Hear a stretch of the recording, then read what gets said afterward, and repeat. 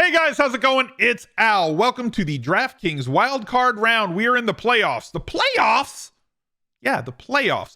We're going to talk about the top stacks for the wildcard round. Now, DraftKings broke this up into like 3 different slates. There's a 2-game slate on Saturday. There's a 3-game slate on Sunday. There is a 6-game slate, which encompasses the entire wildcard round, including the Monday Night Football round for that showdown game. 4 slates then, right? So all 4 of them have different pricing.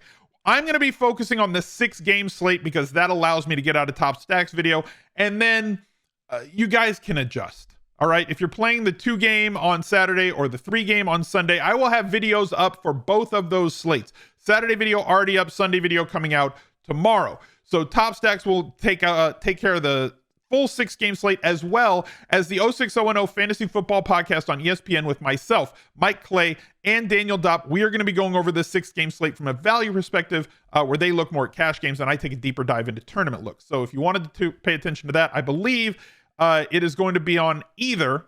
I think it's been on the NFL on ESPN channel on YouTube, but last week's where we did it, where there was no Fantasy Focus pod with Matthew Berry and Stephania Bell and Field Yates, it was on the actual ESPN channel on YouTube. So if you want to check it out, check both of those channels. That'll be out on Thursday morning as well. So I'm trying to take care of all the slates for you guys, and I appreciate you being here. So let's take a look at the top stacks for wildcard weekend.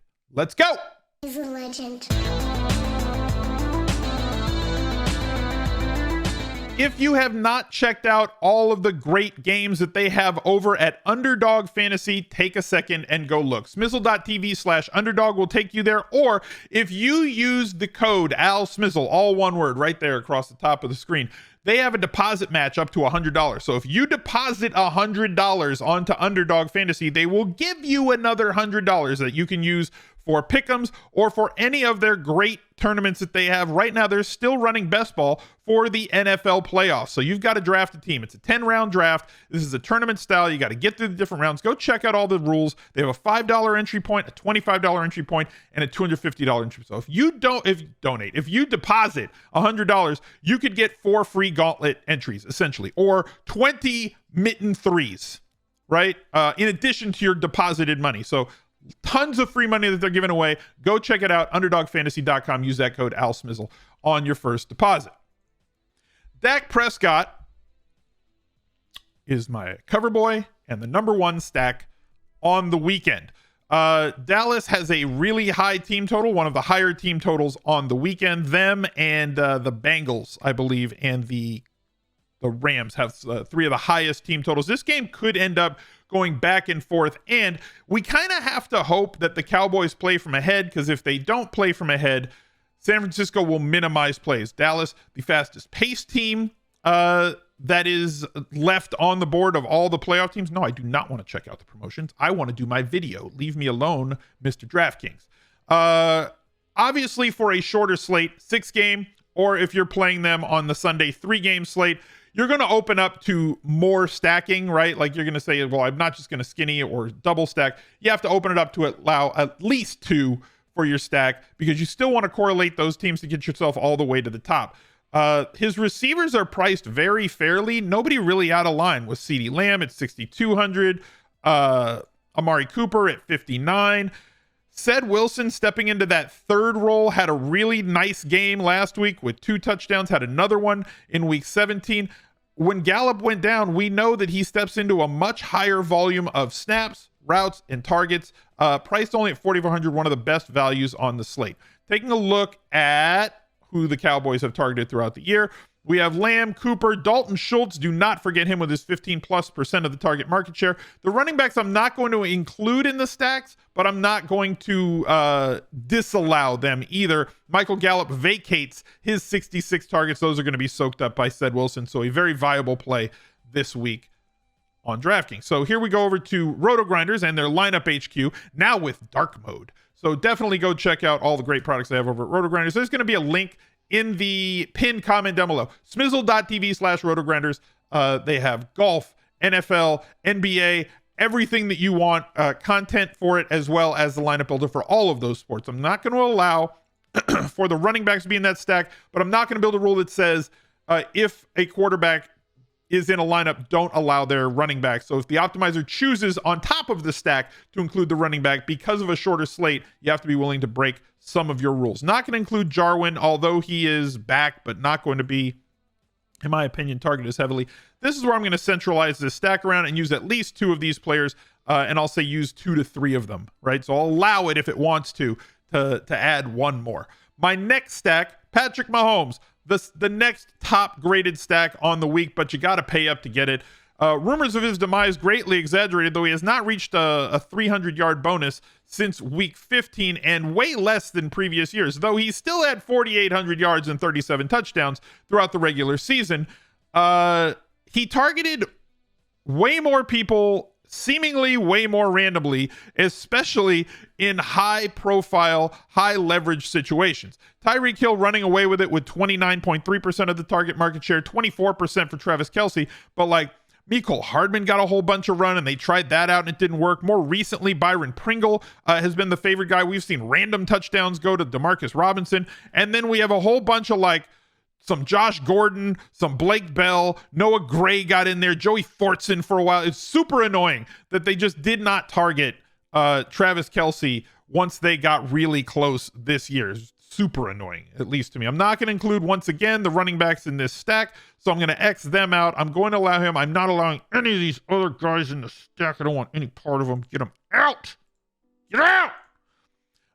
Basically, Tyreek Hill and Travis Kelce are going to end up most. But if you look at what their projection is for how heavily these players are going to be held, and Travis Kelce at 6.1 certainly could be a player that could break a slate. I am going to allow tight end in flex on the shorter slate just because you need the extra value. But Pringle has been having some really good days and projects at 1% as well. That would be my core group for Kansas City. Moving to the next stack, Kyler Murray. Got to wait all the way to Monday night, but you get all the late swap and flexible options in your tournament lineups. You'll know exactly where you are. And PMR might be your friend with this type of a team, knowing that both of these offenses can certainly go off against one another. Kyler throwing up for 383 the last time they played against each other, but was very inefficient. Ran for 61 as well. No touchdowns in that game. The first time that they played, 2 touchdowns through the air, ran for 40. He's been solid against them, and the Rams do things that Arizona can struggle with defending, as we've seen running backs get after them more recently than earlier in the season. They're like a bend but don't break defense against the run, and we know that the Rams are going to be giving the ball to Sony Michel as well. I like this game for late swap possibilities. Christian Kirk has really stepped into a massive target market share since DeAndre Hopkins left. So did Zach Ertz, getting as many targets as basically he's top 5 in the league in targets over the last 5 weeks. Absurd. And not priced at a point where you have to avoid him. So we go over to our Murray stacks. Not going to allow the running backs once again, but I'm not going to disallow the running backs. Zach Ertz projected 11.3%. Daniels, no. My sweet Wesley definitely will be involved. AJ Green, Dortch, and Kirk is going to be one of the highest played players on the slate.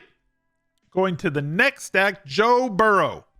It's going to be cold, but there should not be a lot of weather. And by cold, like I think it projects to be like 25 to 30 degrees, but it's one of those feels like conditions where it's supposed to feel like 10 degrees on Sunday. That could make for a couple of drops, or it could just be narrative or whatever. It's like I'm not shying away from Joe Burrow in this situation against Las Vegas defense that is susceptible to the deep ball. And guess what? Joe Burrow likes throwing the deep ball, and he has a couple of receivers who are very good and talented at receiving the deep ball. Like, I don't know, this guy right here, who's pretty much one of the best wide receiver prospects of all time, and he is who we thought he was coming out of college in his rookie year. Game-breaking ability, slate-breaking ability, as we saw in Week 17. One of your playoff MVPs with 80 fantasy points, 81 fantasy points in the 2 weeks from 16 and 17. Won a lot of people, a lot of their fantasy leagues, priced at $7,400.